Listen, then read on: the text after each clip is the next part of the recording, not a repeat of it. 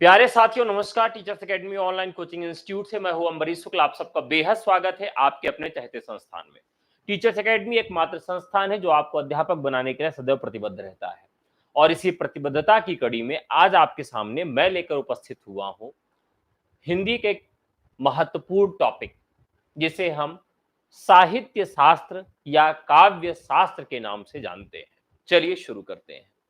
साथियों, जब हम हिंदी साहित्य की चर्चा शुरू करते हैं, हिंदी साहित्य पढ़ने की बात करते हैं, तो उसके पहले उसके इतिहास के विषय में हमें जान लेना आवश्यक हो जाता है। जब हम काव्य शास्त्र के विषय में जानना चाहते हैं, तो उसके इतिहास के विषय में जान लेना आवश्यक है। साथियों, दरअसल जब हम साहित्य से पहले चलते हैं कि साहित्य से पहले क्या हुआ करता था। आज विशेषीकरण का दौर है।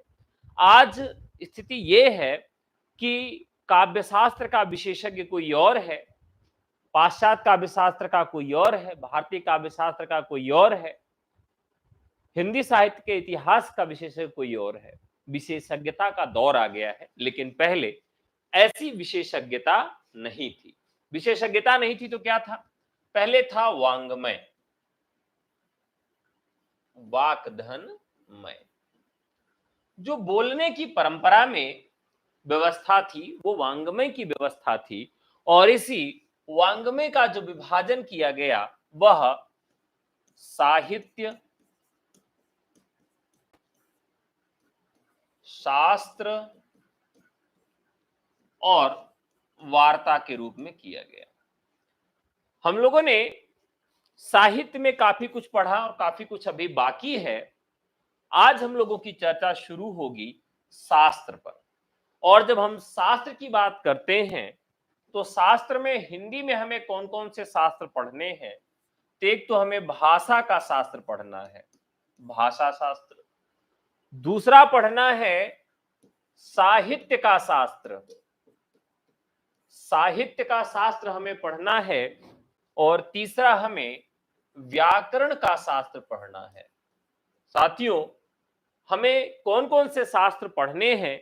तो भाषा का शास्त्र, भाषा शास्त्र, या जिसे हम भाषा विज्ञान के नाम से भी जानते हैं, साहित्य का शास्त्र, या जिसे साहित्य शास्त्र, या जिसे हम काव्य शास्त्र के नाम से भी जानते हैं। तो साहित्य शास्त्र का ही एक दूसरा नाम है जिसे हम काव्य शास्त्र के नाम से जानते हैं। तो काव्य शास्त्र हमें पढ़ना है। और व्याकरण शास्त्र में हम जिसे व्याकरण के नाम से जानते हैं, तो व्याकरण भी हमें पढ़ना है।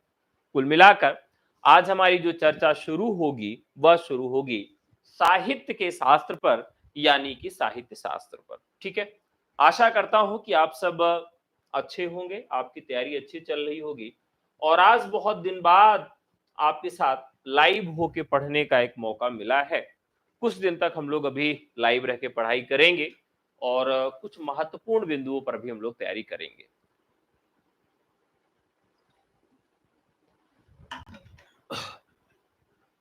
गर्मी बढ़ गई है।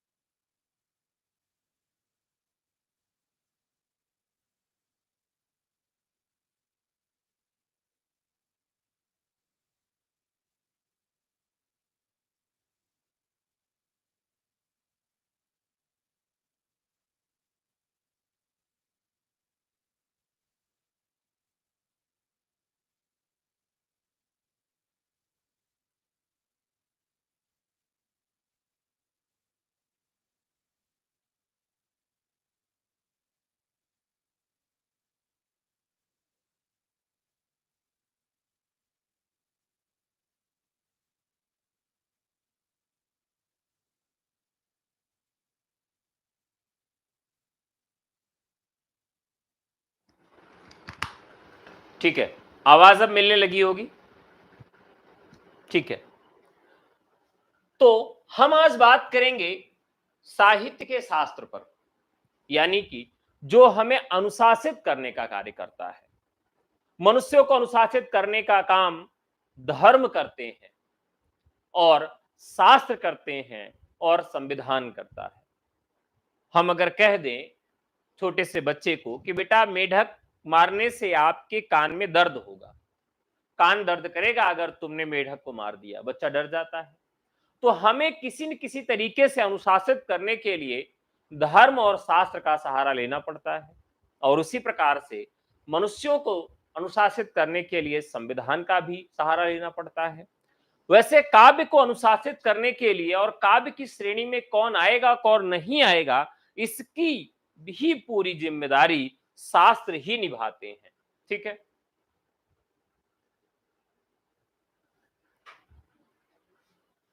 क्लियर है? ठीक है, अब प्रश्न ये उठता है जो साहित्य शब्द है, साहित्य किसे कहते हैं, इस पर क्या लोगों का नजरिया है। तो यहां पर हम साहित्य की बात करें तो हम दो तरह के साहित्य पर बात करेंगे। एक तो बात करेंगे संस्कृत पर और एक बात करेंगे हिंदी पर। ठीक है, हम दो जगह की यात्रा करेंगे, एक तो संस्कृत पर यात्रा करेंगे और दूसरी यात्रा हमारी कहां होगी, दूसरी यात्रा हमारी हिंदी होगी। और ये काव्य के लक्षण निर्धारित किए जाएंगे। क्या निर्धारित किया जाएगा? काव्य का लक्षण निर्धारित किया जाएगा। और काव्य का लक्षण जब हम निर्धारित करेंगे तो जैसे लोग कहते हैं ना कि भाई इसके लक्षण तो अच्छे नहीं लग रहे हैं हमको, ये बदला बदला सा लग रहा है, यानी हर चीज का एक लक्षण होता है, सब चीजों का एक लक्षण निर्धारित किया जाता है। वैसे काव्य का कुछ लक्षण निर्धारित किया गया। बहू के लक्षण अच्छे हैं या बुरे हैं, लड़के का लक्षण अच्छा है या बुरा है, वैसे ही काव्य के कुछ लक्षण निर्धारित किए गए। तो कुछ लक्षण संस्कृत के थे और कुछ लक्षण हिंदी के थे। संस्कृत में जो काव्य के लक्षण निर्धारित किए गए वो कितने आधारों पर निर्धारित किए गए और किसे हम काव्य कह सकते हैं, इसको लेकर विद्वानों में मतभेद था। तो यहां पर शब्दार्थ के आधार पर, किसके आधार पर? शब्दार्थ के आधार पर कहा गया भाई कि हम काव्य के लक्षण पर चर्चा करेंगे। दूसरा आया कि शब्द के आधार पर, शब्द के आधार पर। और तीसरा जो आता है रस और ध्वनि के आधार पर, रस और ध्वनि के आधार पर। तो साथियों यहां पर शब्दार्थ के आधार पर, शब्द के आधार पर, रस और ध्वनि के आधार पर, इन तीन आधारों पर काव्य के लक्षण निर्धारित किए गए संस्कृत साहित्य पर। जैसे शब्दार्थो सहितो काव्यम, बस ऐसे प्रश्न पूछा जाएगा कि शब्दार्थो सहितो काव्यम, यह परिभाषा काव्य लक्षण निर्धारित करती है। यह शब्द के आधार पर परिभाषा है, अर्थ के आधार पर परिभाषा है, रस और ध्वनि के आधार पर परिभाषा है। बस आपको एक चीज का चयन कर लेना होगा। ननु शब्दार्थो काव्यम पूछेगा कि यह परिभाषा किसकी है और यह परिभाषा किस पर आधारित है? शब्दार्थ के आधार पर, शब्द के आधार पर, रस और ध्वनि के आधार पर। तो इस तरह के प्रश्न आपसे पूछे जाएंगे। और काव्यशास्त्र में सबसे कठिन होता है संस्कृत के कुछ नियम, जो काव्यशास्त्रीय नियम है, जिन पंक्तियों को रटना। तो साथियों आपको रटना नहीं है, मैं आपको क्लास में ही याद कराऊंगा। ध्यान रखिएगा, आपको पूरी चीजें क्लास में ही रट जाएंगी, आपको अलग से पढ़ने की कोई आवश्यकता नहीं पड़ेगी। ठीक है, ये क्लियर है? हम अभी चर्चा कर लेते हैं कि क्या क्या हमें किस तरह से पढ़ना है। अब बात करते हैं जो काव्य शास्त्र का इतिहास है उस पर। ये बैच में ही क्लास चल रही है प्रभु जी, क्यों आप लोग परेशान रहते हैं? 6 दिन तो क्लास हमारी ऐप पर ही चलती है, 7 दिन, 10 दिन, 15 दिन। कभी कभी क्लासेस जो होती हैं वो पब्लिक हो जाती हैं और बाद में उसको ऐप पर डाल दिया जाता है, ठीक है? तो परेशान मत होइए, ये क्लास ऐप पर भी डाल दी जाएगी। कुछ लोग आ रहे हो देख के चले जा रहे हैं, कह रहे हैं अरे ये तो क्लास आज पब्लिक चल रही है। तो आइए जाइए मत, अगर सीरियसली रह के पढ़ना है तो पढ़िए, नहीं तो मत पढ़िए। काव्यशास्त्र का जो पोर्शन होता है वैसे भी ये बहुत टफ होता है, और अगर आप इसे लगातार रह के नहीं पढ़ेंगे तो कुछ नहीं समझ में आएगा, बेकार चला जाएगा। और मेरा वादा है कि अगर आप रुक कर पढ़ेंगे तो आपको क्लास में ही याद हो जाएगा, आपको अलग से पढ़ने की आवश्यकता नहीं पड़ेगी। ठीक है, चलिए। सर आवाज नहीं आ रहा है? जब आप लोग एकदम फिरकी ले रहे हैं, झूठ बोल रहे हैं, क्लास में आवाज तो आ रही है एकदम।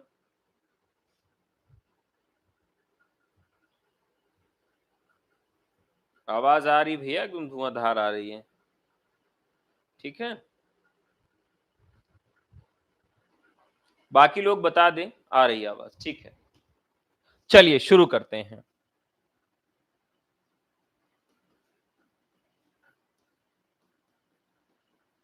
काव्य शास्त्र का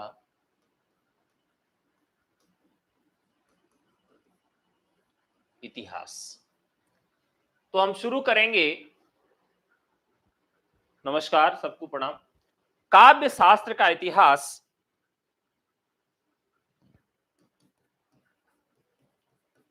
प्राचीनतम ग्रंथ भरत मुनि का नाट्य शास्त्र है। तो प्राचीनतम ग्रंथ जो है वह भरत मुनि का नाट्य शास्त्र है, और यह काव्य शास्त्र का प्रथम उपलब्धतम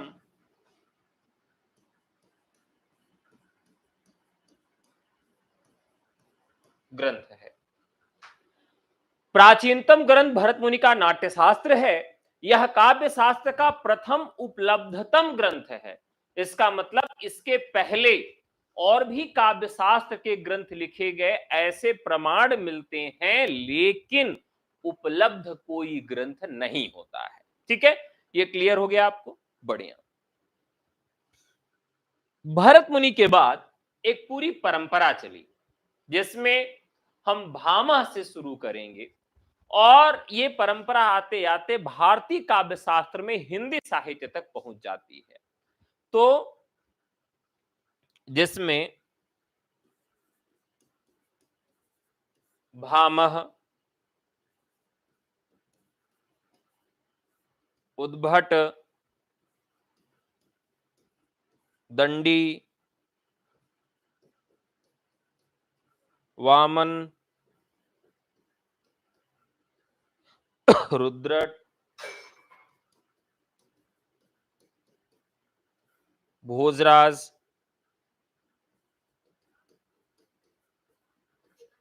आनंदवर्धन, मम्मट,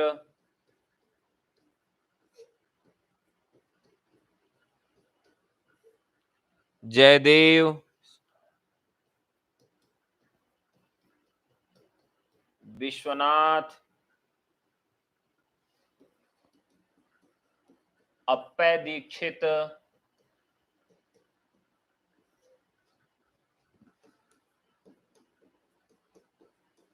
और जगन्नाथ, ये मुख्य हैं। भामा से हम शुरुआत करेंगे, यानी कि भरत मुनि से हम शुरुआत करेंगे पहले, और भामा से होते हुए हम जगन्नाथ तक की यात्रा को पूर्ण करेंगे, और फिर यहां पर हिंदी में कृपाराम से शुरुआत करेंगे, यानी भामा से और इसके पहले भरत मुनि से। तो भरत मुनि से इसकी यात्रा शुरू होगी। भरत, भामह, उद्भट, दंडी, वामन, रुद्रट, भोजराज, आनंदवर्धन, मम्मट, जयदेव, विश्वनाथ, अप्पय दीक्षित, जगन्नाथ और कृपाराम। कृपाराम हिंदी में आ जाएंगे, इसके पहले के सारे लोग संस्कृत में। इतना क्लियर है आप सबको? अब इतना आपको समझ में आ गया। अब थोड़ा सा काव्य शास्त्र की मौलिक चीजें आपको बताते हैं कि काव्य शास्त्र में मौलिक चीजें हमें क्या पढ़नी है और क्या समझनी है, यानी काव्य का सिलेबस हमारा किस तरीके से होगा। तो पहली चीज जो हमें पढ़नी है वो पढ़ना है काव्य लक्षण।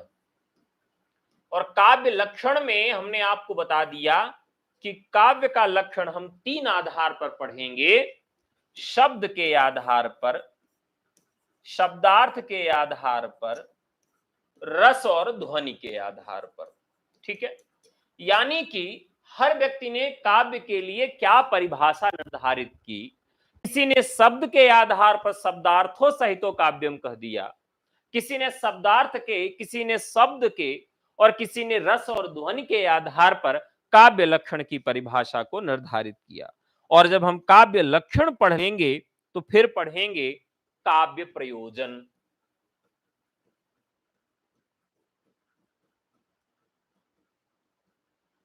काव्य लक्षण में हम क्या पढ़ेंगे कि काव्य का लक्षण है क्या, और काव्य को हम 3 आधारों पर विभाजित करेंगे। ये याद रखिएगा, मोस्ट इंपॉर्टेंट सिलेबस है। ठीक है, दूसरा चैप्टर है काव्य का प्रयोजन। जैसे हर एक चीज का एक प्रयोजन होता है। ठीक है, आप टीजीटी पीजीटी की तैयारी कर रहे हैं, उसका प्रयोजन है। मैं हिंदी पढ़ा रहा हूं, उसका प्रयोजन है। रामचंद्र शुक्ल ने हिंदी साहित्य का इतिहास लिखा, उसका भी प्रयोजन है। बच्चन सिंह ने हिंदी साहित्य का इतिहास लिखा, उसका भी प्रयोजन है। इस दुनिया में हर चीज का कुछ ना कुछ क्या होता है, प्रयोजन होता है। और ये प्रयोजन जो है यह अलग अलग दृष्टिकोणों से होता है। तो यहां पर भी काव्य का प्रयोजन क्या है, किसी ने काव्य की रचना क्यों की, वो संस्कृत में काव्य का प्रयोजन क्या था। जब संस्कृत के आचार्य काव्य लिख रहे थे तो उनके मन में काव्य का प्रयोजन क्या था, और हिंदी के आचार्य जब साहित्य लिख रहे थे तो उनके मन में काव्य का प्रयोजन क्या था, उन्होंने काव्य का लेखन क्यों किया। जैसे रामचंद्र शुक्ल क्यों करते हैं, तुलसीदास कहते हैं कि भाई मैं लोक मंगल के लिए काव्य लिखता हूं। तो सबका अपना अपना क्या है, प्रयोजन है। सबने अपने अपने प्रयोजन को बताया। ठीक है, तो ये हो गया आपका काव्य का प्रयोजन। तो किसी ने कहा धर्मार्थ काम मोक्षेषु वैक्य क्षण्यम कलासु च प्रीतिम करोति कीर्ति च साधु काव्य निवेशनम। सबने अपने अपने तरीके से इसको कहा। किसी ने कहा केवल मनोरंजन ना कवि का कर्म होना चाहिए, उसमें उचित उपदेश का भी मर्म होना चाहिए। तुम वहन कर सको जन जन में मेरे विचार, ज्योतित कर जन मन में जीवन का अंधकार। तो ये हो गया काव्य का प्रयोजन। सबने अपने अपने तरीके से काव्य का प्रयोजन निर्धारित किया। अब बारी आती है साथियों, काव्य प्रयोजन के बाद हम जिसको पढ़ेंगे काव्य हेतु पढ़ेंगे।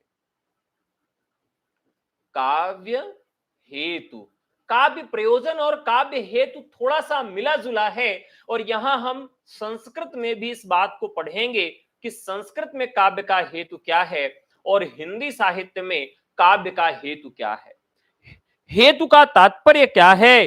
तो यहां पर हेतु को पढ़ेंगे कि भाई जो काव्य लिखा जाता है उसके पीछे कारण क्या है। जैसे एक बहुत सामान्य सी कहावत और अवधारणा है, सामान्य सी अवधारणा क्या है कि भाई अगर कोई पुरुष सफल है तो उस सफलता के पीछे किसी महिला का हाथ होगा, ऐसा कहा जाता है ना।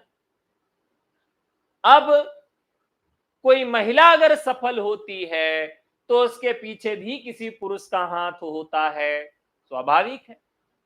और यह भी हो सकता है कि कोई सफल हो तो उसके पीछे किसी महिला पुरुष का हाथ न हो, किसी मतलब कोई ना कोई ऐसी शक्ति है जो सबकी सफलता में साथ देती है। यहां पर काव्य हेतु का तात्पर्य है कि किसी ने अगर काव्य लिखा तो उसके पीछे कौन सी शक्तियां थी। तो एक शक्ति की, एक हेतु की बात की गई, प्रतिभा। किसी ने कहा भाई ऐसा है कि हमारा छोरा तो जन्म से प्रतिभावान छे, हमारा लड़का तो जन्मजात प्रतिभावान है, ये पैदा हुआ तभी से प्रतिभावान है, इसको पढ़ाने लिखाने की कोई जरूरत नहीं पड़ी, संगत की कोई आवश्यकता नहीं पड़ी, जन्म से ही है ये। कहे अच्छा, तो इसमें विज्ञान तो नहीं मानता, साहित्य क्या मानता है हम उसकी चर्चा कर रहे हैं। विज्ञान तो अलग कहता है, विज्ञान तो कहता है नहीं भाई, जन्मजात सब मूर्ख ही पैदा होते हैं, लेकिन उनकी परवरिश, थोड़ा बहुत जेनेटिक्स का प्रभाव पड़ता है, लेकिन 90% प्रभाव उनकी परवरिश का होता है। अगर किसी राजा के बच्चे को जन्म से ही किसी भेड़िया समाज में रख दिया जाए तो वो जन्मजात मूर्ख ही पैदा होगा, क्योंकि जन्म लेगा और भेड़िया के जैसे ही वो जानवरों की भांति ही सारा काम करेगा। अगर किसी बहुत बुरे बदतर परिवार से किसी बच्चे के जन्म के बाद ही किसी राजा के महल में छोड़ दिया जाए तो बहुत अच्छा कार्य करेगा, जैसे कर्ण हो गया। तो इससे जन्म से कोई फर्क नहीं पड़ता कि आप कहां जन्म लिए, किसकी कोख से जन्म लिए, जीन का बहुत खास फर्क नहीं पड़ता। कुछ जेनेटिक्स चीजें आती हैं लेकिन उसका प्रभाव बुद्धि पर 10% होता है, 90% प्रभाव पड़ता है कि आपने अपने आप को मांझा कैसे और किस परिवेश में आपका भरण पोषण पालन हुआ है। तो प्रतिभा जो होती है, साहित्य मानता है कि प्रतिभा जन्मजात होती है।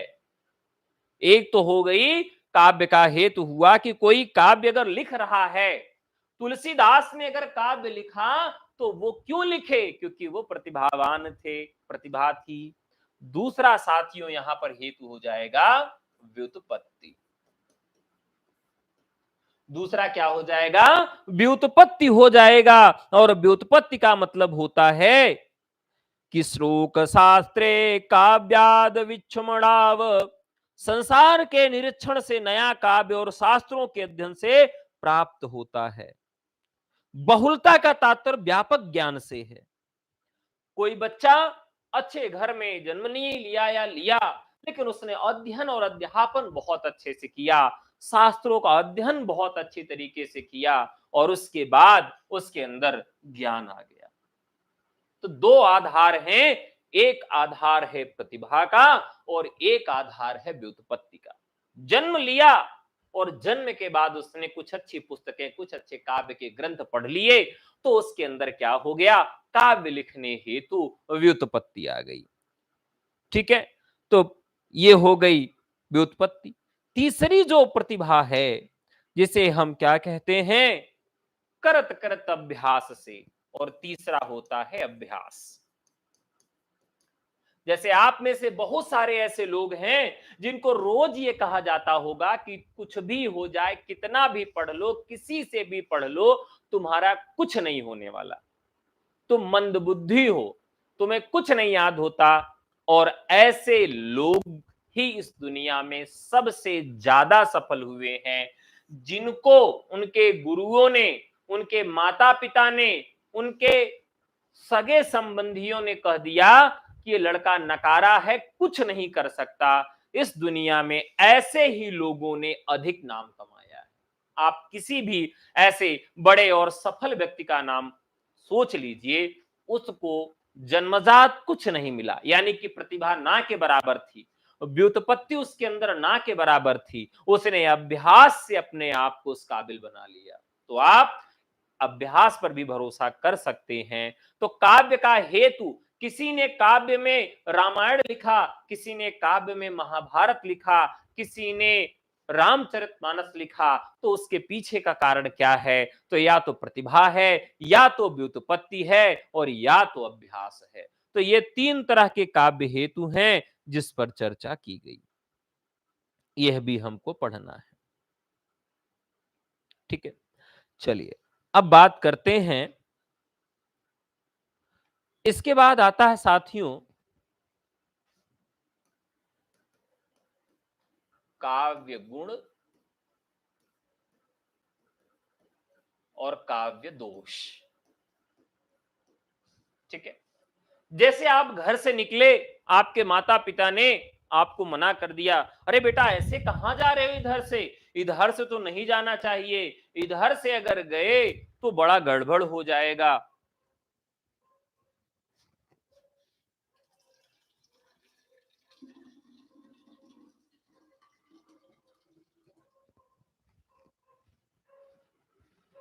हमारे माता पिता अक्सर ये मना करते हैं कि ऐसा मत करो, वैसा मत करो, यहां से मत जाओ, वहां से मत जाओ। इस तरह से कई भ्रांतियां हैं कि बिल्ली रास्ता काट दिए तो मत जाओ ना, मतलब अलग लगता है कि भ्रांतियां। तो कुल मिलाकर कुछ दोष होता है जो समाज और धर्म के अनुसार विहित नहीं होता, और कुछ गुण वाला भी होता है। वैसे किसी भी काव्य का गुण क्या है और काव्य का दोष क्या है, यह भी आज हम इसी के अंतर्गत पढ़ेंगे। तो कुछ काव्य और कुछ दोषों की तरफ आपका ध्यान ले चलते हैं।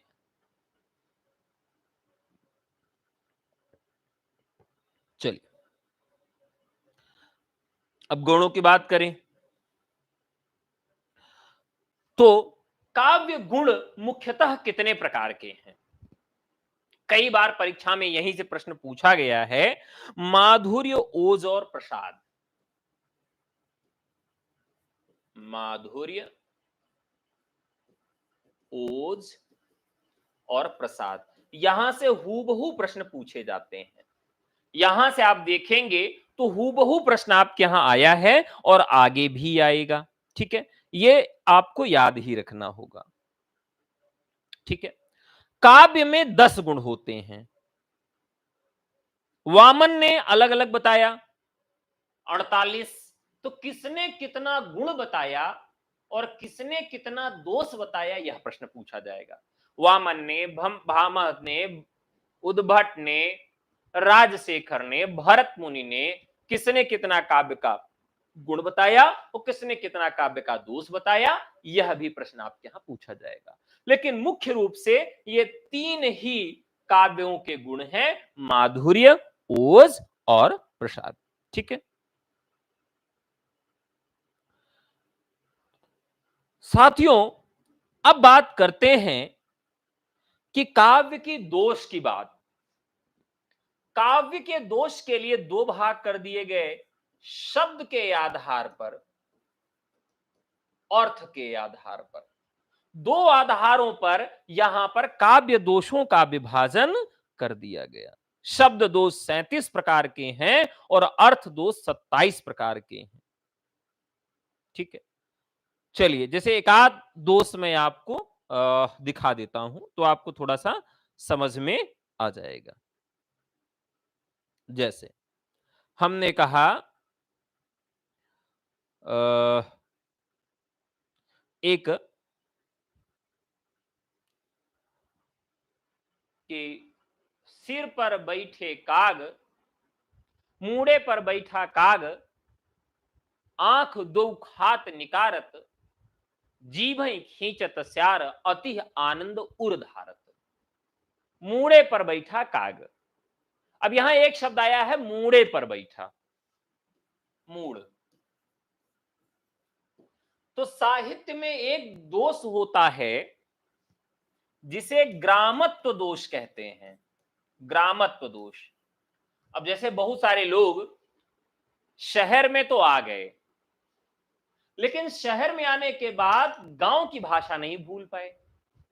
कारण यह है कि उनकी जुबान में अधिक है। आजकल ऐसी स्थिति है, काम की तलाश में बहुत सारे लोग शहर में आते हैं और ग्राम की भाषा नहीं छोड़ पाते।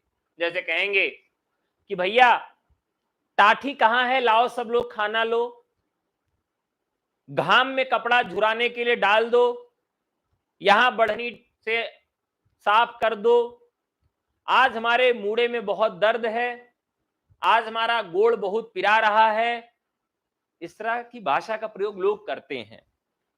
कारण यह है कि वो अपने साथ ग्रामीण पृष्ठभूमि की भाषा लेके आते हैं। तो जो उसमें ग्रामत्व दोष होता है, कई बार साहित्य में भी यह ग्रामत्व दोष देखने के लिए मिलता है। साहित्य में भी यह ग्रामत्व दोष देखने के लिए मिलता है। इसी तरह के कई दोष हैं जिन्हें हम साहित्य के काव्य शास्त्र के अंतर्गत पढ़ेंगे। ग्रामत्व दोष, श्रुति कटित्व दोष, अश्लीलत्व दोष, अक्रमत्व दोष, च्युत संस्कृत दोष, क्लिष्टत्व दोष, अधिक पदत्व दोष, न्यून पदत्व दोष, अप्रतीतत्व दोष, इस तरीके से। ठीक है, तो ये सारे जो दोष हैं और काव्य के गुण हैं, यह हम लोग इसके अंतर्गत पढ़ेंगे। ठीक है, अब बात करें कि हम काव्य शास्त्र में और क्या पढ़ेंगे। काव्य का प्रयोजन, काव्य का हेतु, काव्य के दोष, काव्य के गुण। अब इसमें आता है सिद्धांत।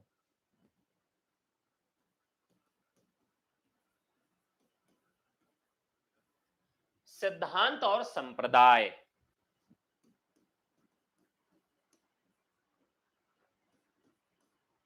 सिद्धांत और संप्रदाय पढ़ेंगे। संप्रदाय कौन कौन से? रस के संप्रदाय, अलंकार,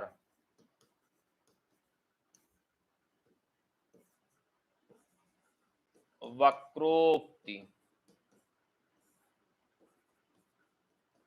ध्वनि,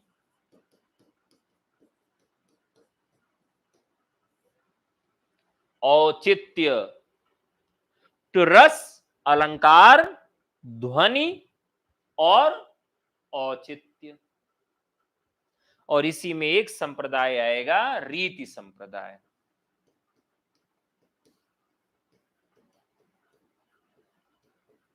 ठीक है साथियों, ये सब हमको पढ़ना होगा। ये सारे जो संप्रदाय हैं, ये हमको पढ़ने होंगे।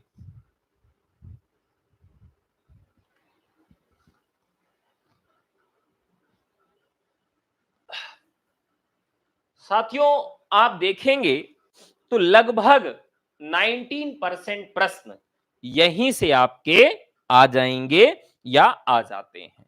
ठीक है, चलिए, तो सबसे पहले हम क्या करेंगे, आज से शुरुआत करेंगे काव्यशास्त्र में प्रमुख आचार्यों के परिचय से।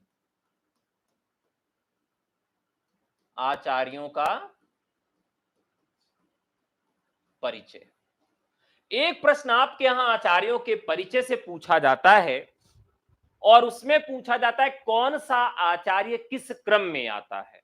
कौन से आचार्य किस क्रम में आएंगे, यानी कि जैसे दे दिया गया भरत मुनि, मम्मट, आनंदवर्धन और जगन्नाथ, इनको क्रम में रखिए। या पूछ लीगा इनमें से कौन सा आचार्य रस विरोधी, इनमें से कौन से आचार्य रसवादी हैं, इनमें से कौन से आचार्य ध्वनि विरोधी हैं, तो उसके समर्थक और उसके विरोधी, ये याद रखना होगा। सबसे पहले रस सिद्धांत पर चर्चा किसने की, सबसे अंत में किसने की, और वर्तमान में रस सिद्धांत के प्रतिस्थापक कौन है। तो इस तरीके से जो विभिन्न आचार्य हैं, उनकी एक प्रोफाइल जो है, आचार्यों का जो परिचय है, उनकी एक प्रोफाइल हमारे दिमाग में होनी चाहिए, क्योंकि वहां से प्रश्न आपके लिए हूबहू पूछा जाता है। ठीक है, तो चलिए सबसे पहले हम आज शुरुआत करेंगे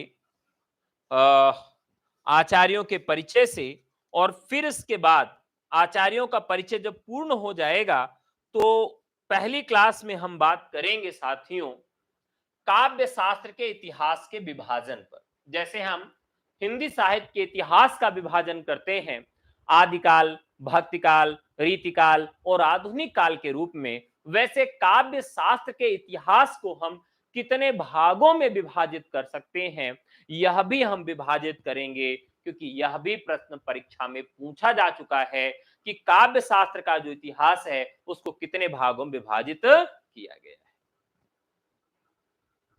ठीक है, चलिए शुरू करते हैं। तो आज के सबसे पहले आचार्य हैं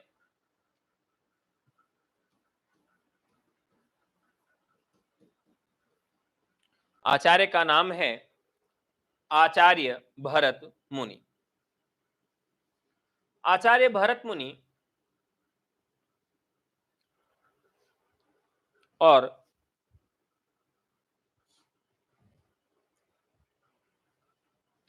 इनका समय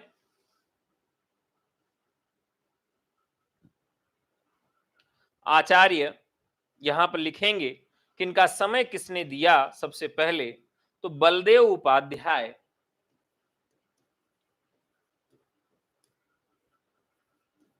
बलदेव उपाध्याय ने इन्हें प्रथम आचार्य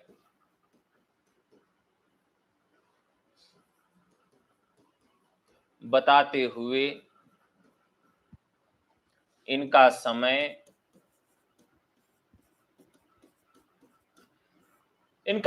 मोस्ट इंपॉर्टेंट है।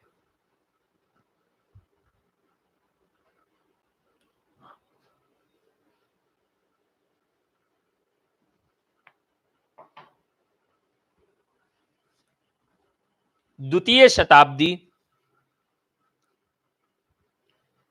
इनका समय दूसरी शताब्दी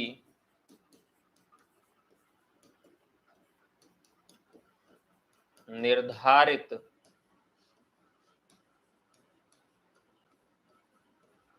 करते हैं। देखिए, हैं ये पहले आचार्य, लेकिन समय इनका क्या है? द्वितीय शताब्दी। याद रहेगा, हैं ये पहले आचार्य, लेकिन इनका समय क्या निर्धारित किया गया? तो इनका समय निर्धारित किया गया द्वितीय शताब्दी, दूसरी शताब्दी।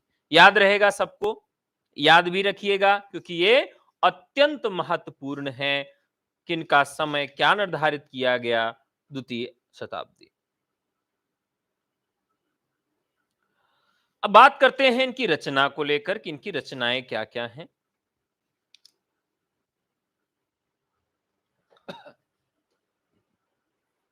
इनका ग्रंथ है नाट्य शास्त्र।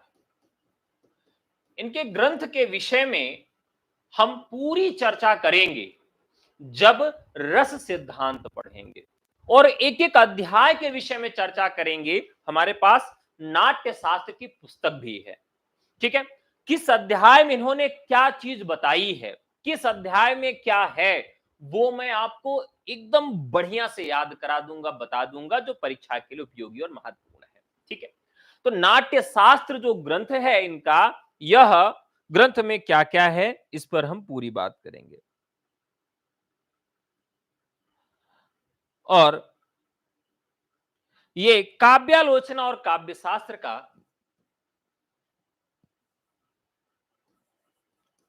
भारतीय काव्यालोचना एवं काव्य शास्त्र का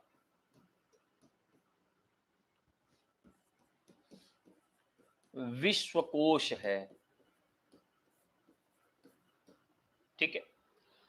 तो साथियों, जो नाट्य शास्त्र ग्रंथ है, इतना अद्भुत ग्रंथ है कि आज भी अगर कोई हॉलीवुड की फिल्म बनाता है तो उसके दिमाग में नाट्य शास्त्र जरूर रहता है, क्योंकि नाटक कैसे लिखे जाएंगे, नाटक किसके लिए लिखा जाना है, नाटक में क्या होना चाहिए, सब कुछ उसमें बताया गया है। यहां तक कि नायक को वस्त्र क्या पहनने हैं, नायिका को वस्त्र क्या पहनने हैं, नायक और नायिका की जो सहेलियां हैं वो कैसी भाषा बोलेंगे, नायक की भाषा क्या होगी, पीठ मर्द कैसा होना चाहिए, कांचुकी कैसा होना चाहिए, यानी कि एक एक शब्दावलियों से मैं आपको अवगत कराऊंगा जब आपको नाटक और रस सिद्धांत पढ़ाऊंगा, एकदम से मजेदार। अगर आप काव्यशास्त्र कभी नहीं पढ़े और आपको काव्यशास्त्र नहीं आता, तो आप नाटक नहीं पढ़ सकते और आपको नाटक कभी भी समझ में नहीं आएगा। इसीलिए मैंने निर्णय किया कि पहले आपको काव्य शास्त्र पढ़ाऊंगा, काव्य शास्त्र जब आप समझ जाएंगे तब आपको नाटक पढ़ाऊंगा, तभी आपको समझ में आएगा। बिना काव्य शास्त्र को पढ़े हुए आप नाटक नहीं समझ सकते। ठीक है, तो चलिए, भारतीय काव्यालोचना एवं काव्य शास्त्र का यह विश्वकोश कहा जाता है। ठीक है, अब यहां पर कुछ चीजें और आपके लिए समझने वाली हैं जो महत्वपूर्ण है। मैं आपके लिए छोड़ रहा हूं, आपको बताना है। भरत मुनि ने जो नाट्यशास्त्र लिखा, इसे क्या कहा जाता है? तो नाट्यशास्त्र को पंचम वेद कहा जाता है। क्या कहा जाता है? पंचम वेद कहा जाता है। दरअसल अब समझिएगा, एक श्लोक है,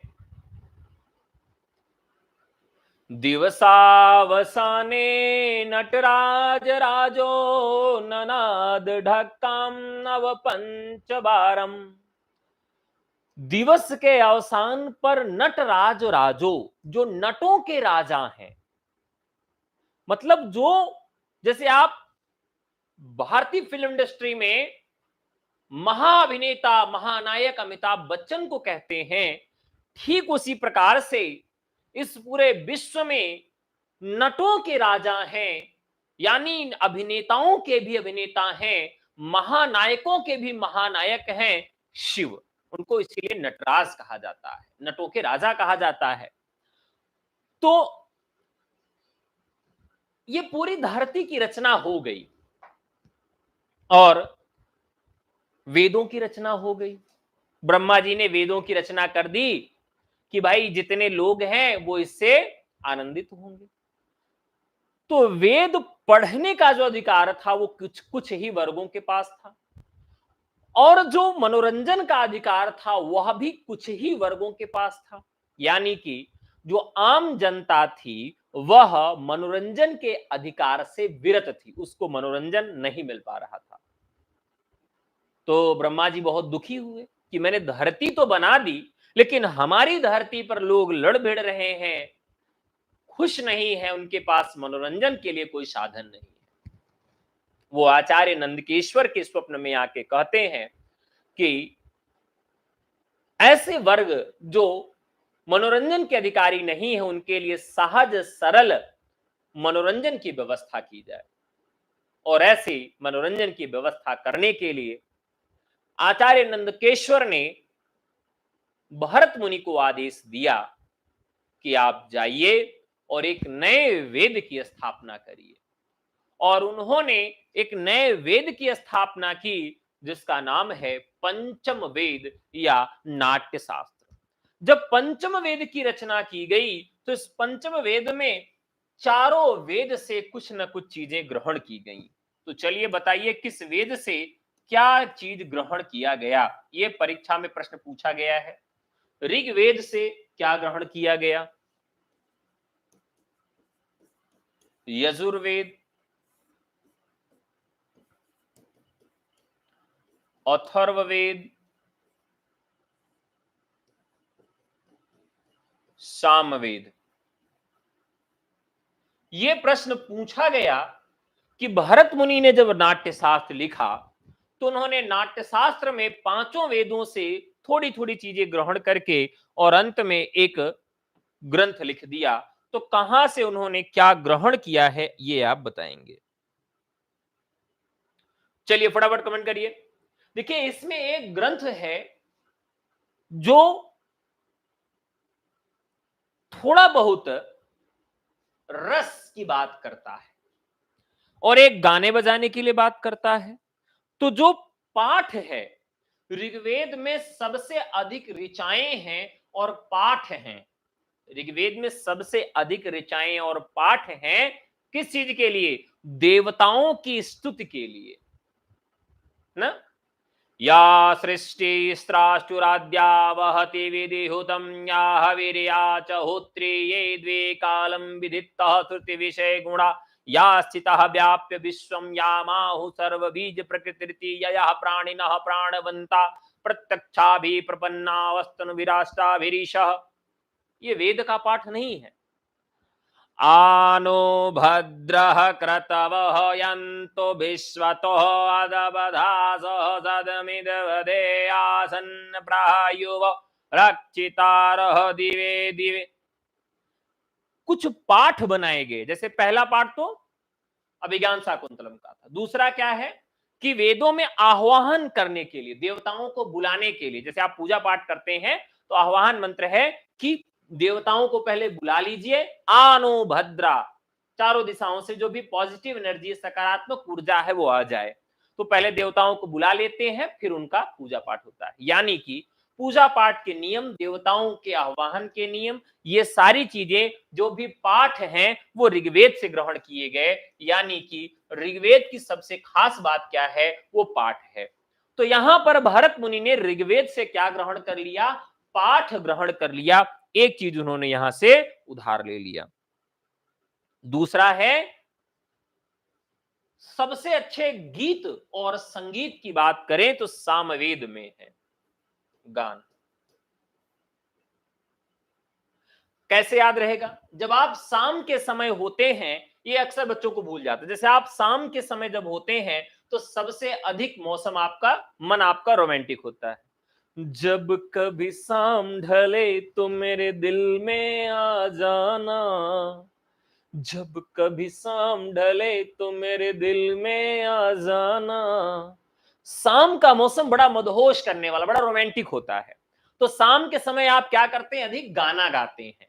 तो इस तरीके से याद रखेंगे कि शाम जब होगी तो आप क्या करेंगे, गाना गाएंगे। ठीक है। और ऋग्वेद, ऋग्वेद में आप क्या करेंगे, बैठ के पाठ करेंगे।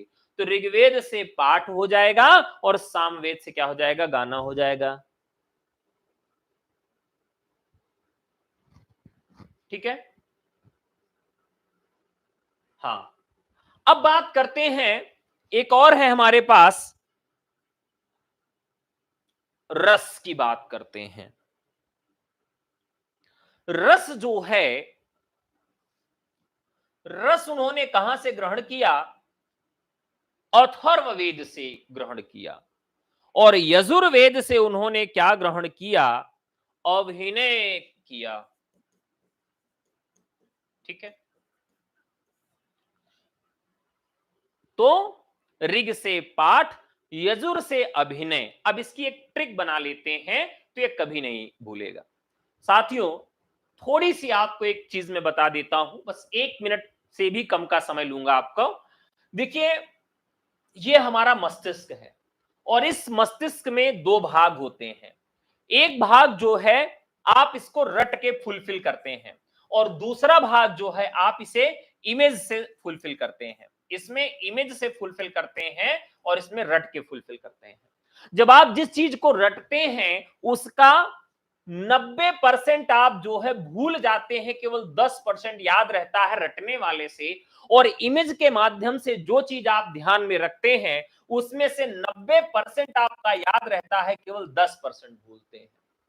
और हम किस विधि का ज्यादा प्रयोग करते हैं, इस रटने वाली विधि का प्रयोग अधिक करते हैं, हम इमेजिनेशन वाली विधि का प्रयोग नहीं करते हैं। मैं फिर से दोहरा दूं, अगर आप हिंदी पढ़ रहे हैं तो हिंदी में आपको याद रखना पड़ेगा, और हिंदी याद रखने का ही खेल है। जिसको जितना ज्यादा याद रहेगा वो उतना जल्दी अध्यापक बन जाएगा। मैथमेटिक्स के जैसे यहां कुछ सीखना नहीं है।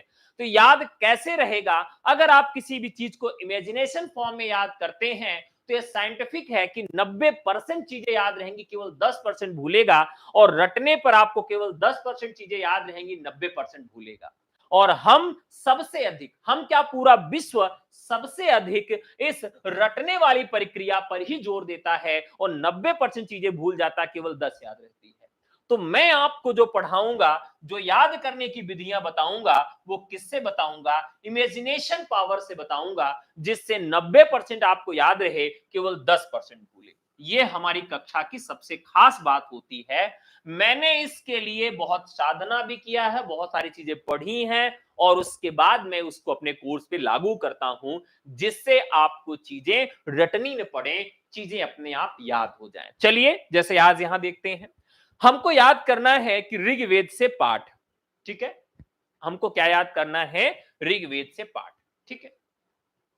सबसे पहला है ये। तो पहले क्या होता है कि मान लीजिए आपके घर में, अब देखिए इमेजिनेशन से इसको याद करना है। आपका एक घर है, घर में इस तरीके से कोई एक किताब रखी हुई है और उस किताब के ऊपर लिखा हुआ है ऋग्वेद, ठीक है। आप घर में प्रवेश किए और आपकी मम्मी ने कहा, मम्मी सबसे पहले क्या डांटती हैं, चलो उठो किताब पढ़ो। वही कहती है ना, किताब पढ़ो, ये पढ़ता नहीं है। जब भी आपसे कहेंगे पढ़ता नहीं तो लिखना बाद में कहती है, पढ़ता लिखता नहीं है, ठीक है। पहले क्या कहते हैं कि ये पढ़ता नहीं है, यही कहते हैं ना। तो पढ़ता नहीं है का तात्पर्य है कि पाठ नहीं करता। तो सबसे पहला जो वेद है ऋग्वेद है, और वहां से उन्होंने क्या ग्रहण कर लिया, पाठ ग्रहण कर लिया। मम्मी यही कहती है ना कि ये पढ़ता नहीं है, तो सबसे पहला कौन सा वेद है, ऋग है। तो ऋग्वेद का मतलब पाठ का मतलब पढ़ना, ठीक है, ये हो गया। यजुर्वेद का मतलब हो गया अभिनय, यजुर्वेद का मतलब अभिनय।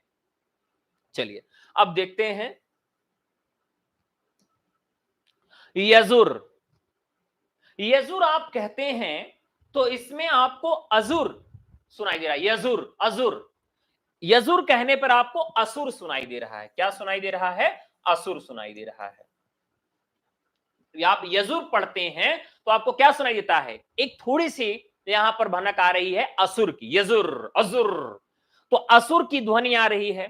तो असुर लोग क्या करते हैं, हम असुरों का अभिनय करते हैं, जबकि हम दिल के बहुत अच्छे हैं, लेकिन हम असुर होने का अभिनय करते हैं लोगों को डराने के लिए।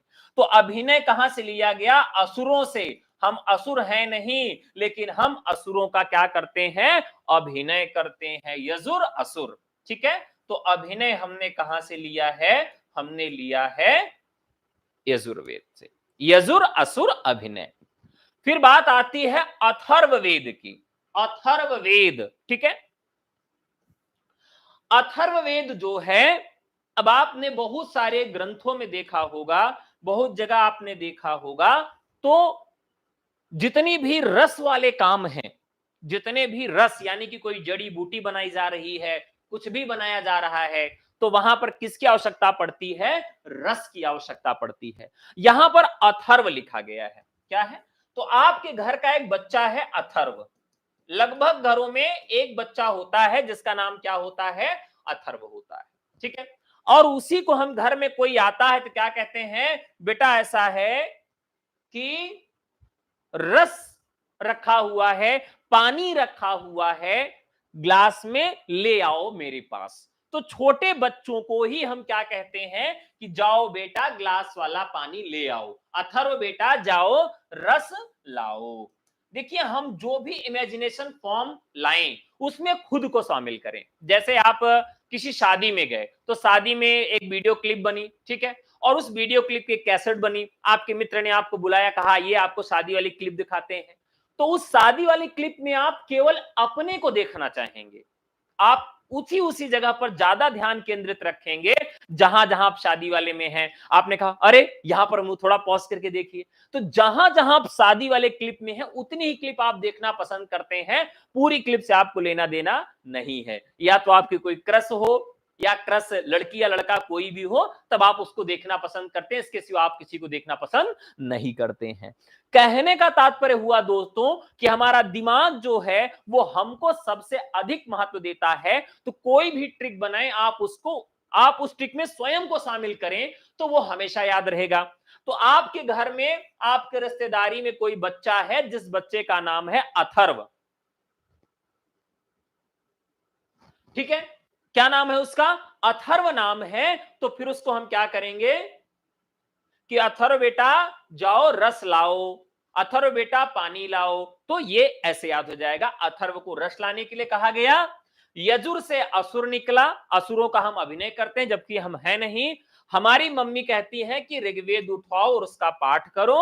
और सामवेद, और शाम के समय हम क्या गाते हैं, गाना गाते हैं, कभी शाम ढले तो मेरे दिल में आ जाना, कभी शाम ढले। तो बस इस तरीके से कुल मिला के मैंने थोड़ा सा ज्यादा टाइम लगाया, लेकिन आप जो भी ट्रिक बनाएंगे, जो भी ट्रिक हम आपको सिखाएंगे, उसमें इसी तरीके से छोटी छोटी चीजों के माध्यम से एक इमेजिनेशन से आपको चीजों को याद कराने का प्रयास करेंगे कि वो कभी नहीं भूले। चलिए एक बार रिकैप कर लेते हैं। मम्मी कहती है ऋग्वेद से पाठ करो, यजुर से असुर निकला, असुरों का अभिनय करते हैं, जबकि हमारा दिल बहुत अच्छा है, दिल बच्चा लेकिन असुर जैसा अभिनय करते हैं। अथर्व से पानी मंगाते हैं, रस मंगाते हैं, और शाम के समय हम गाना गाते हैं। ठीक है, इस तरीके से दिमाग में अपने रख लेना है, रटने की आवश्यकता नहीं है। चलिए, ये प्रश्न कई बार पूछा गया है और ये पूछा भी जाएगा। चलिए अब यहां और आगे बात करते हैं। अब ये देखते हैं,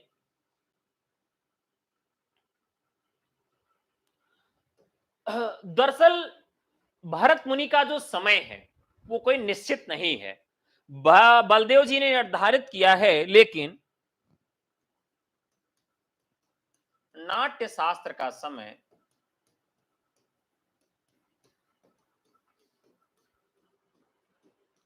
200 से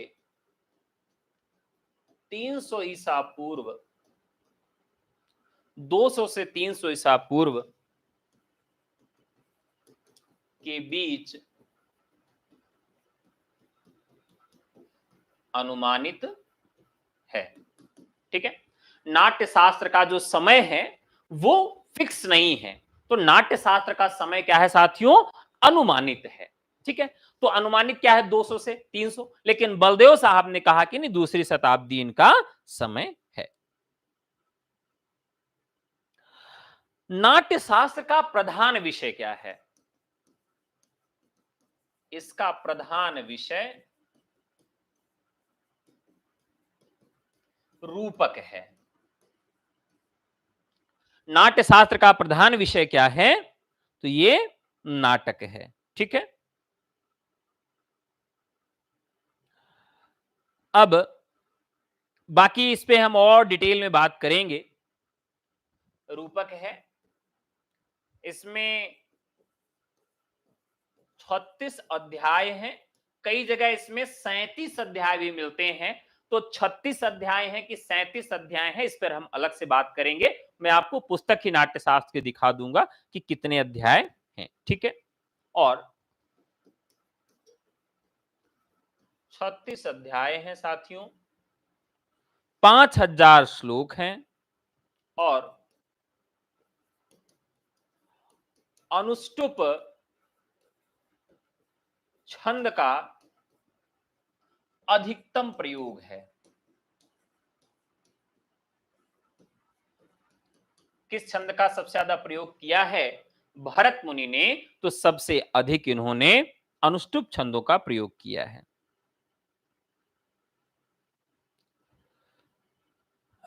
ठीक है,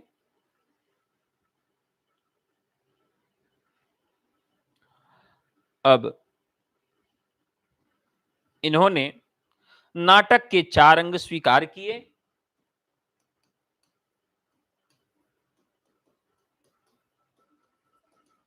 भरत मुनि ने नाटक के 4 अंग स्वीकार किए। साथियों, ये प्रश्न कई बार पूछा गया है, अगर आपको मालूम हो तो आप हमें कमेंट करके बता सकते हैं कि भरत मुनि ने नाटक के कितने अंग स्वीकार किए और कौन कौन से वो अंग हैं। पहला, पाठ्य या वस्तु तत्व, पाठ्य या वस्तु तत्व, अभिनय,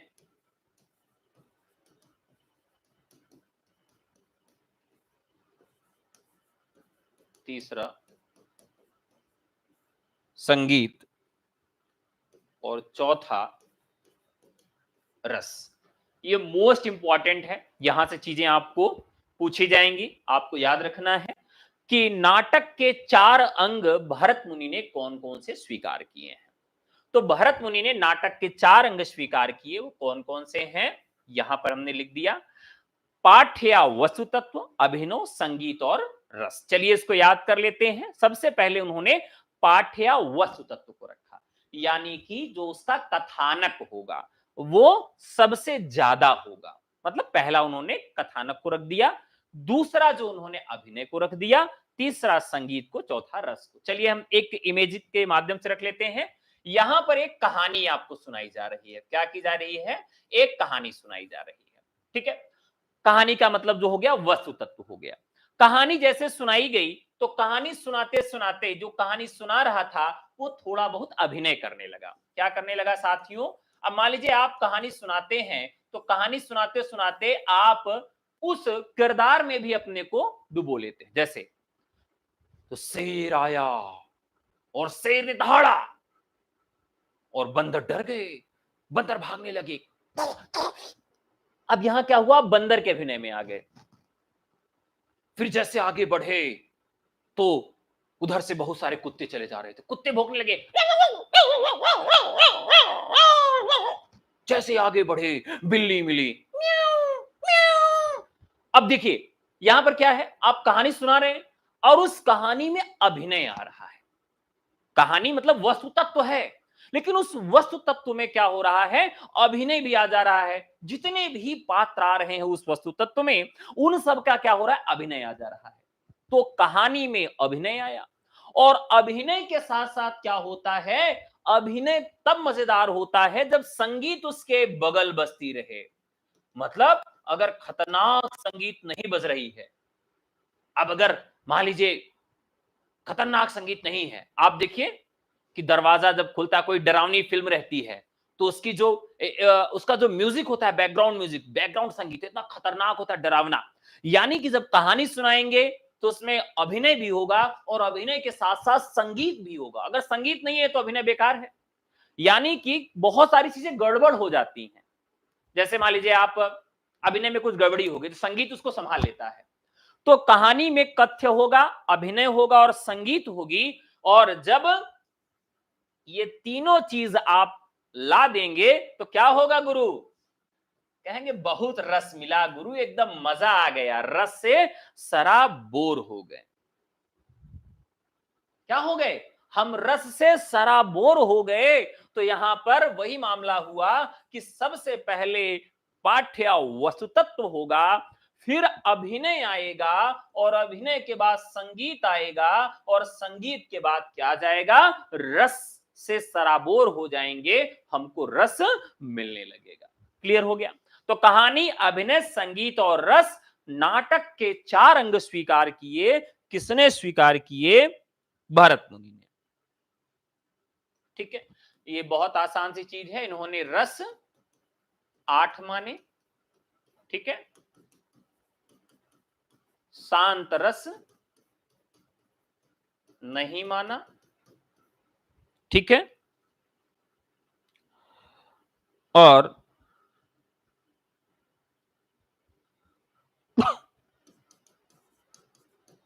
हास्य रस सभी रसों का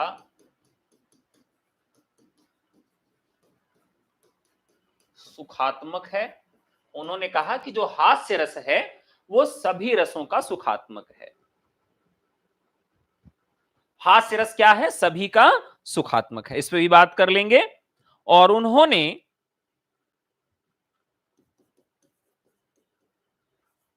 हास्य की उत्पत्ति, हास्य की उत्पत्ति श्रृंगार से मानी। किससे मानी? श्रृंगार से मानी।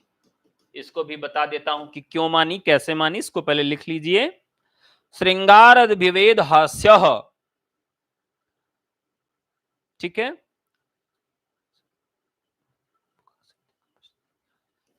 8 रस रूपकाश्रित हैं, रूपकाश्रित हैं, काव्याश्रित नहीं। रूपकाश्रित हैं, काव्याश्रित नहीं। यह भी मैं आपको बताऊंगा। ये सारे पॉइंट महत्वपूर्ण हैं, इन सारे पॉइंट को समझ के ही जाइएगा, नहीं गुरु गड़बड़ा जाएगा सब। ठीक है, चलिए इतना पहले समझा देते फिर आगे बढ़ते हैं। दरअसल भरत मुनि ने रसों की संख्या 8 मानी। उसके पीछे का कारण क्या था? भरत मुनि ने रूपक यानी नाटकों को आधार बना के नाट्यशास्त्र लिखा, उसमें रसों को प्रधानता दी। और किस लिए दिया? लोगों को रस मिले, और लोगों को रस मिले इसीलिए उन्होंने नाट्यशास्त्र लिखा। अब जब कुछ ऐसा रस उसमें रख दिया जाए कि लोगों को रस ही न मिले, तब नाटक बेकार हो जाएगा। क्योंकि भारत मुनि ने नाट्यशास्त्र इसलिए लिखा क्योंकि जो निचली जातियां थीं या जो साहित्य और वेदों का अध्ययन नहीं कर पाने वाले लोग थे, सहज उपलब्ध नहीं था मनोरंजन का साधन उनके लिए, उन लोगों के लिए नाट्यशास्त्र की रचना किया गया। अब उन्हीं को रस न मिले तब क्या होगा? मान लीजिए आप जाइए, ठीक है, और आप जैसे गए अपने प्रेमिका के साथ बढ़िया पॉपकॉर्न लेकर, और बढ़िया सा खूब तैयारी से गए, डिओड्रेंट वगैरह लगा के, और प्रेमिका के कंधे पे हाथ रखा, और उसी हाथ जिस हाथ को कंधे पे रखा उसी हाथ में पॉपकॉर्न ले लिया, दूसरे हाथ से पॉपकॉर्न खाने लगे। पिक्चर स्टार्ट हुई। जैसे पिक्चर स्टार्ट हुई वैसे ही आने लगा, मन रे तन कागज का पुतला, मन रे तन कागज का पुतला, लागे बूंद बिनसी जाए, पल में गर्भ करे क्यों इतना, मन रे तन कागज का पुतला। ये आने लगा। फिर उसके बाद आने लगा कि ब्रह्म सत्यम जगत मिथ्या, माया तू महा ठगिनी हम जानी। फिर कहने लगे कि ये सब मोह माया है, ये सब बंधन है, क्या लेके आए थे, क्या लेकर जाओगे, जीवन व्यर्थ है। अब इस तरह से आप प्रेमिका के साथ माहौल बना के आए थे कि बढ़िया पिक्चर देखेंगे, लेकिन यहां पर क्या हुआ? आपको ये ज्ञान की बातें, दर्शन की बातें बताई जाने लगी। अब आप क्यों आए थे? अपने रसों का विरेचन करने के लिए आए थे। अरस्तु का एक विरेचन सिद्धांत है। अरस्तु के विरेचन सिद्धांत में है कि हर व्यक्ति अपने रसों मतलब तादात्म्य स्थापित करता है, साधारणीकृत होके ही उसका रस का विरेचन हो जाता है। जैसे मान लीजिए कोई फिल्म चल रही है, तो फिल्म में क्या हुआ, आपकी प्रेमिका पत्नी नहीं है आपके पास, और आलिंगन का दृश्य हुआ, तो आप अपने प्रेमी और पत्नी या जो भी है आपके पास, उसके यादों में खो गए, मदहोश हो गए। यानी कि आपका जो दुख या सुख है, जो आपका प्रेम है, उससे तादात्म्य स्थापित हो गया, रस का विरेचन हुआ। दुखी हैं, आपको कोई आपका ब्रेकअप हो गया, आपको कोई छोड़ के चला गया, चली गई है, वहां पर भी अगर प्रेम विच्छेद है तो उससे आप जुड़ जाएंगे, तादात्म्य स्थापित हो जाएगा। कुल मिलाकर व्यक्ति जब सिनेमा हॉल में जाता है, प्रेक्षागृह में जाता है, नाटक देखने जाता है, तो क्या चाहता है? अपने सुख दुख को उसके माध्यम से जोड़ना चाहता है। लेकिन कोई भी वहां पर ज्ञान लेने के लिए मूड में नहीं जाता है। ज्ञान लेना होगा तो कहीं और जाएगा, ठीक है? तो वो फिल्म देखने के लिए, नाटक देखने के लिए, ज्ञान लेने के लिए नहीं जाएगा। हाँ, थोड़ा बहुत ज्ञान उसमें अलग से आप डाल सकते हैं। तो भरत मुनि ने यही कहा कि नाटक जो है वह आनंद के लिए लोग जाते हैं, अपने दुख सुख के विरेचन के लिए जाते हैं, और उसमें अगर हम केवल दार्शनिकता, सांसारिक बातों की चर्चा करने लगेंगे तो वो नाटक की असफलता होगी। इसलिए भरत मुनि ने शांत रस को नहीं रखा रसों के अंतर्गत। हास्य रस सभी रसों का सुखात्मक है। उन्होंने कहा कि हास्य रस जो है, मतलब एक दुखात्मक एक सुखात्मक, ठीक है? अब कोई रो रहा है तो गुदगुदा दीजिए, तो उसका सुखात्मक हो गया। मतलब सभी रसों का सुखात्मक है। हास्य की उत्पत्ति श्रृंगार से मानी गई। मोस्ट इंपॉर्टेंट है, हास्य की उत्पत्ति कहां से मानी गई? श्रृंगार से मानी गई, ठीक है? अब जैसे क्या होता है कि खने खने नयन को न अनुसरई।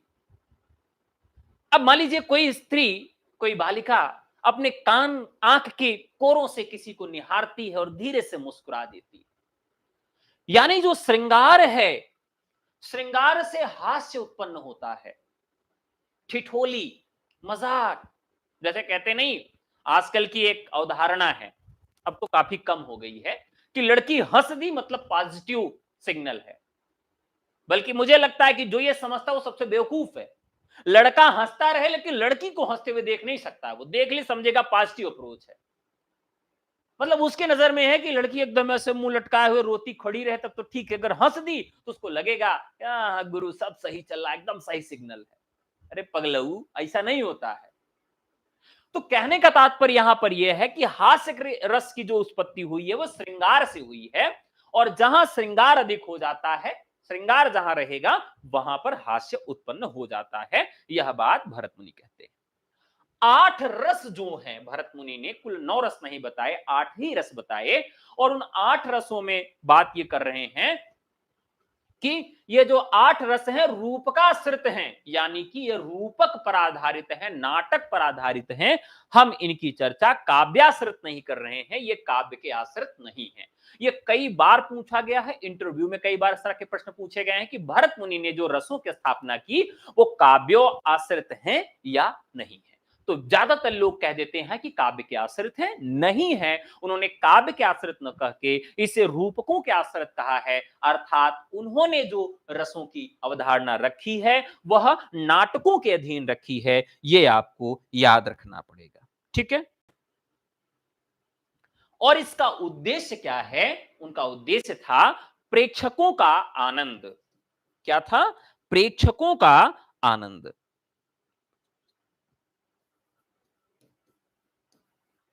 प्रेक्षकों का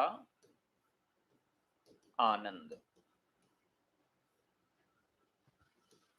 रस का उद्देश्य, ठीक है। तो भरत मुनि ने जो रस है उनका उद्देश्य क्या बताया? प्रेक्षकों का आनंद। जो देखने गए हैं नाटक, जब तक वो आनंदित नहीं होंगे तब तक वो उसका उद्देश्य पूर्ण नहीं होता है, ठीक है। प्रधान रस, भरत मुनि ने प्रधान रस कितने माने, ठीक है, ये देख लेते हैं। पहला श्रृंगार, रौद्र, वीर और विभत्स, ठीक है।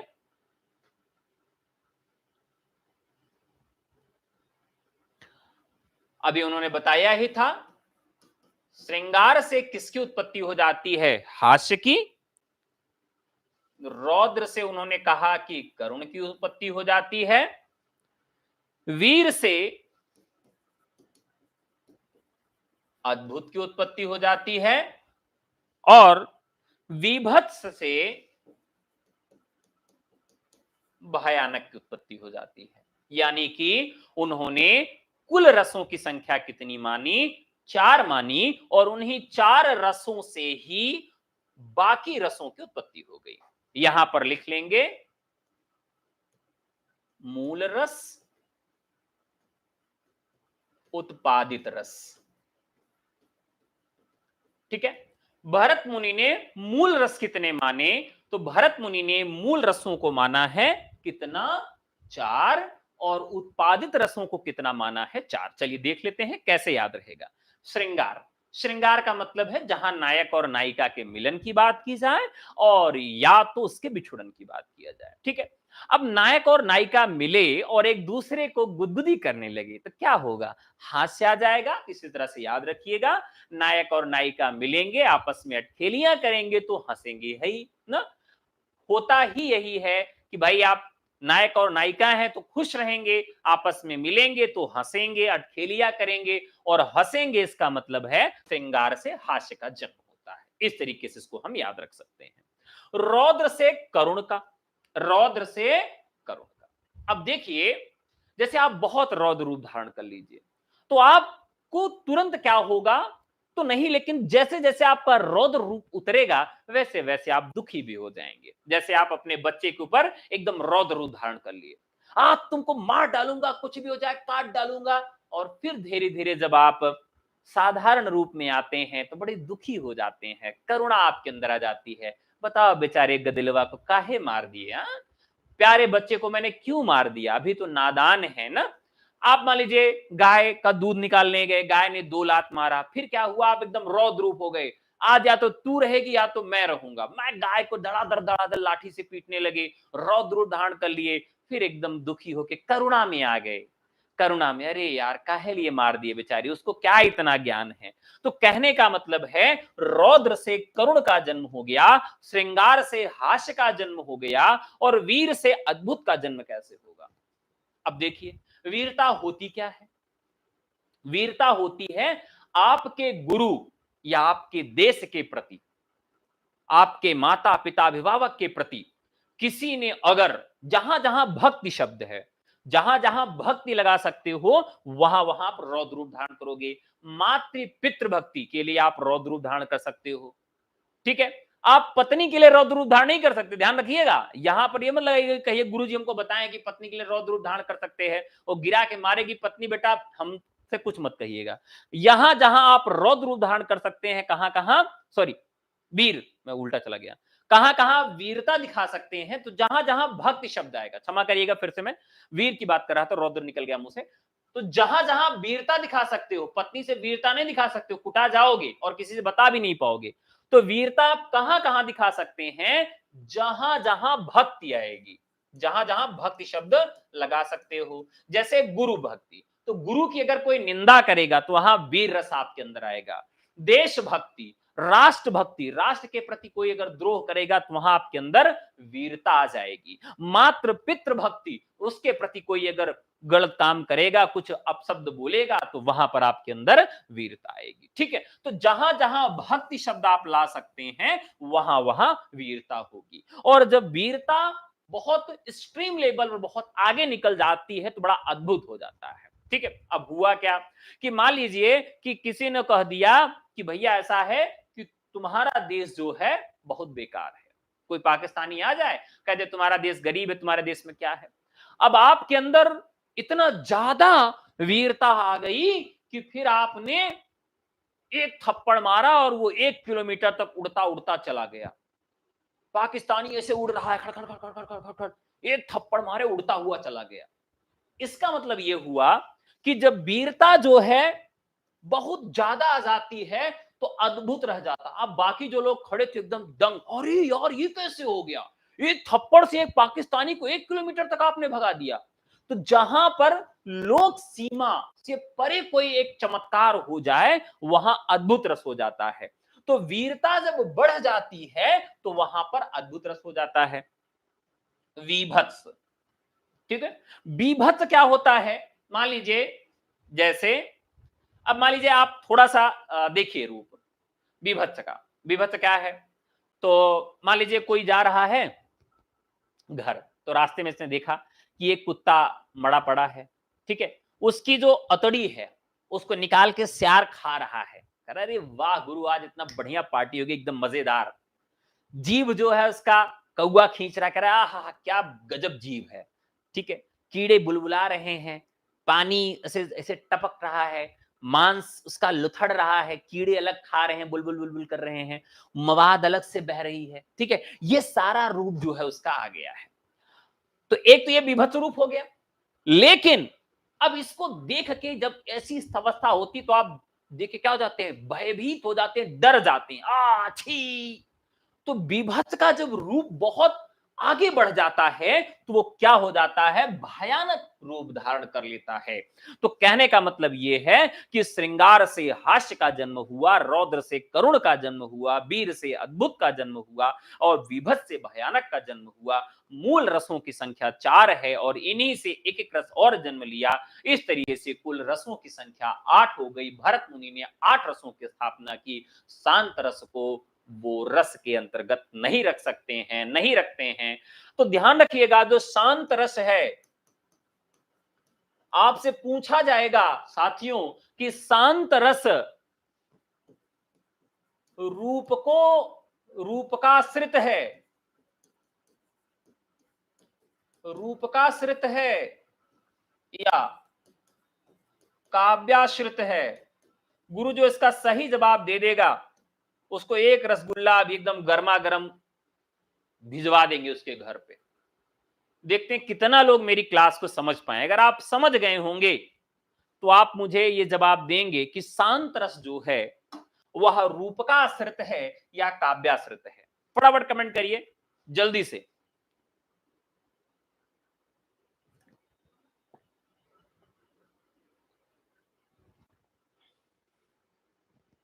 सबसे पहले आया है सुबोधिनी जी का। चलिए बधाई हो, आपको एक रसगुल्ला डिलीवर किया जा रहा है। एकदम सही बात है। देखिए क्योंकि ये शांत रस नाटक पे काम करता नहीं, भरत मुनि ने इसको बाहर कर दिया। शांत रस का प्रयोग कहां किया जाता है? काव्य में किया जाता है। ठीक है, ये आपको क्लियर हो गया, वेरी गुड। चलिए आगे बढ़ते हैं।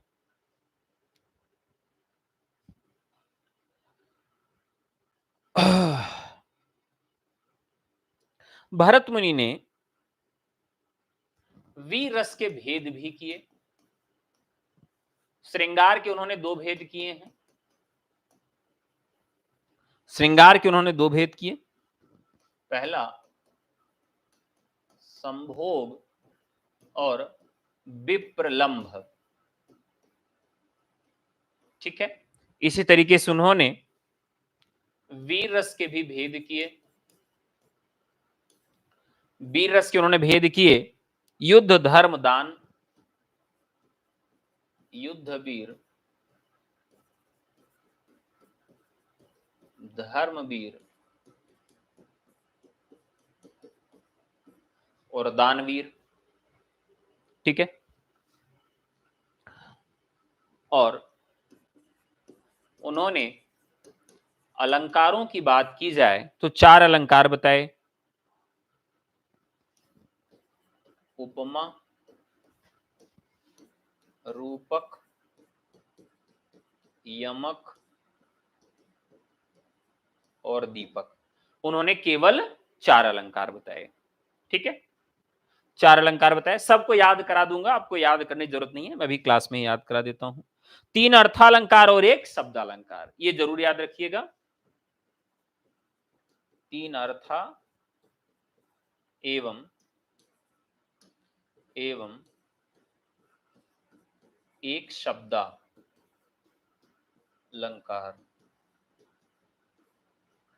क्लियर है?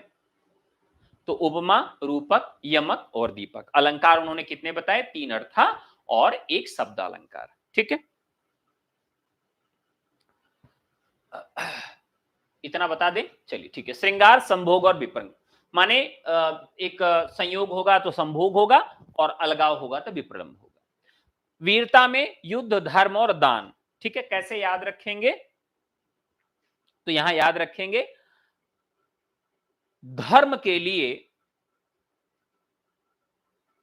ठीक है, यहां पर ऐसे याद रखेंगे धर्म के लिए लोग दान देते हैं और युद्ध भी करते हैं। ठीक है, कैसे याद रखेंगे? वीर लोग धर्म के लिए दान भी देते हैं और युद्ध भी करते हैं। जैसे कर्ण जो था वो दानवीर भी था। कर्ण क्या था? दानवीर भी था। उसने युद्ध भी किया और धर्म के ऊपर भी चला। तो ऐसे याद रख सकते हैं कि वीर लोग क्या करते हैं? धर्म के लिए दान भी देते हैं और युद्ध भी करते हैं। ऐसे याद रखेंगे। अलंकार उन्होंने चार बताए हैं, तो कैसे याद रखेंगे? उरुदीय। ऐसे याद रखेंगे, एक ट्रिक हो गई इसकी, उरुदीय। एक दाल होती है जिसको कहते हैं उर्द। उर्द, उर्द, ध्यान। तो उसे उसका नाम होता है उरद। उरद। उरद क्या होता है? एक दाल होती है। ठीक है, तो यहां पर उरद जो है एक दाल है और उसी में य लगा दिया गया है, तो उर्दीय कैसे याद रहेगा? उरद की दाल य, उर्दीय। उपमा, रूपक, दीपक और यमक। उपमा, रूपक, दीपक, यमक, ये चार अलंकार बताएं। उर्दीय कैसे याद रखेंगे? उरद, उरद एक दाल है उसी में या लगा दिए, उर्दीय। उर्दीय से इनके अलंकार हो गए। ठीक है, फिर आगे बात करेंगे।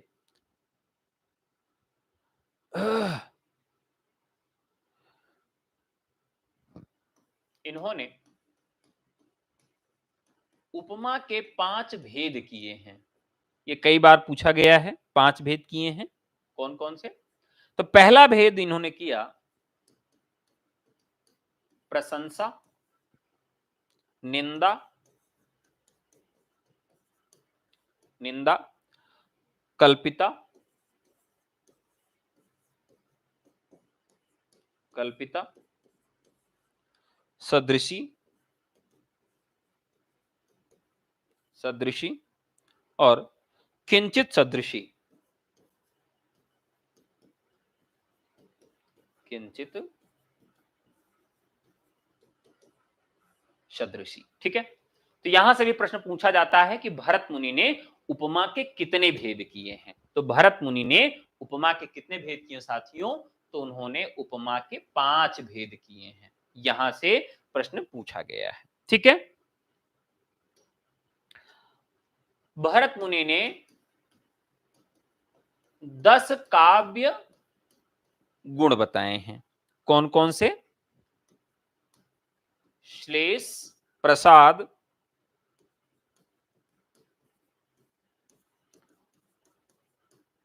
समता, समाधि, माधुर्य, ओज, पद सौकुमार्य, पद सौकुमार्य, अर्थ व्यक्ति,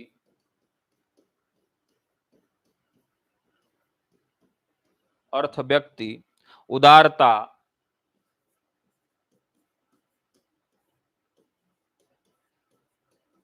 कांति,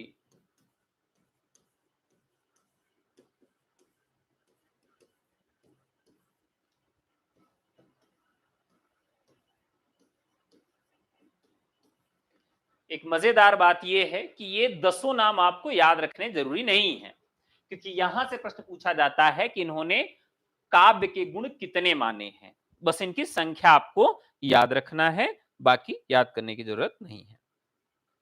इन्होंने 10 काव्य दोष माने हैं, ये भी याद रखना है। इन्होंने काव्य दोषों की संख्या कितनी मानी है? 10। गूढ़ार्थ यानी कि जिसमें गूढ़ अर्थ हो, कठिन अर्थ दिखाई देता हो। दूसरा, अर्थांतर। तीसरा, अर्थहीन, जिससे अर्थहीन निकले। भिन्नार्थ, अलग अर्थ निकले।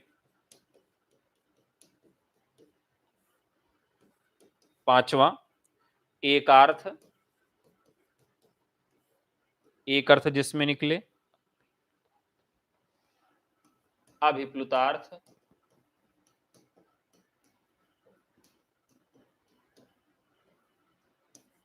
आभाषित हो। न्यायापीत। ठीक है,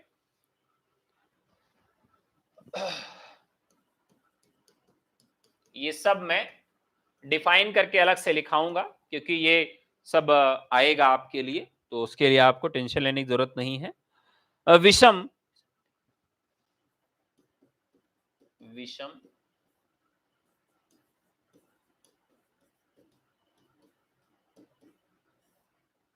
विसंधि, और सबसे अंत में मानते हैं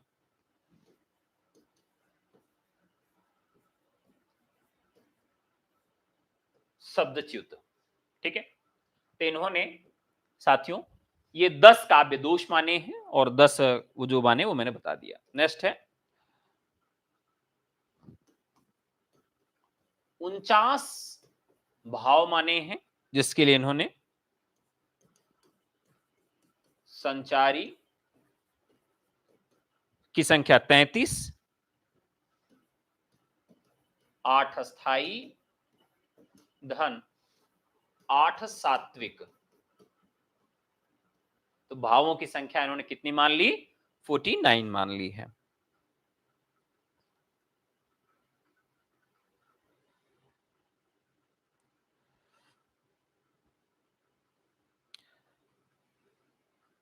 ठीक है, तो ये कुछ महत्वपूर्ण जानकारियां हैं जो हम लोग अभी भरत मुनि के विषय में ले रहे हैं।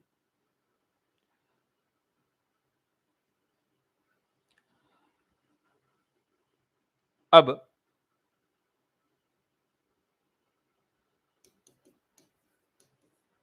नाट्यशास्त्र में